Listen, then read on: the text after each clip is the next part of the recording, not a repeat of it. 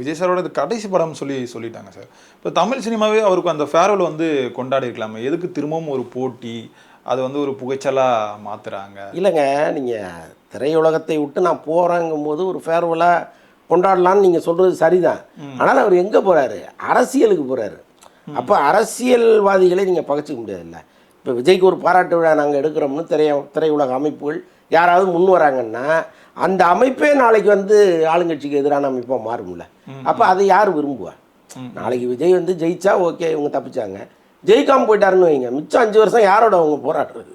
So அதனால் அந்த அரசியலுக்குள்ள இந்த அமைப்புகள் யாருமே போய் மாட்ட மாட்டாங்க. அதுதான் இப்போ ஜெயலலிதா அம்மாவுக்கு ஏன் இங்கே இருக்கிற தயாரிப்பாளர் சங்கத்தின் மீது அல்லது பெப்சி மீதெல்லாம் கோபம் இருந்தது.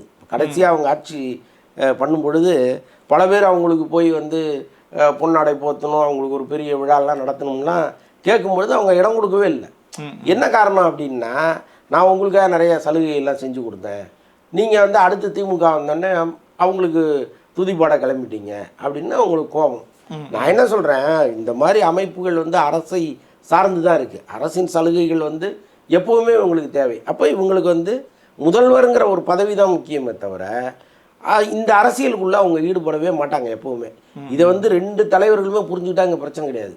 இவங்க என்ன பண்ணுறாங்க, இவர் முதல்வராக இருக்கும்போது ஒரு பாராட்டு விழா நடத்துகிறாங்களா, அது மற்றவர்களுக்கு கோபம் வருது.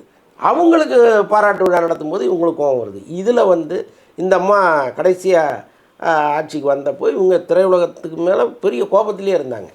ஸோ அப்போ இதெல்லாம் யோசித்து பார்ப்பாங்கல்ல. இப்போ நாளைக்கு விஜய்க்கு ஒரு பாராட்டு விழா நடத்துகிறோம், ஒரு ஃபேர்வெல் கொடுக்குறோம், அவருக்கு அரசியலில் தோற்று போயிடுறாரு. அப்போ எப்படி உங்களுடைய எல்லா பிரச்சனையுமே இவங்க அப்புறம் ஃபேஸ் பண்ணுற மாதிரி ஆயிடும். ஸோ அதனால் அதை செய்ய மாட்டாங்க.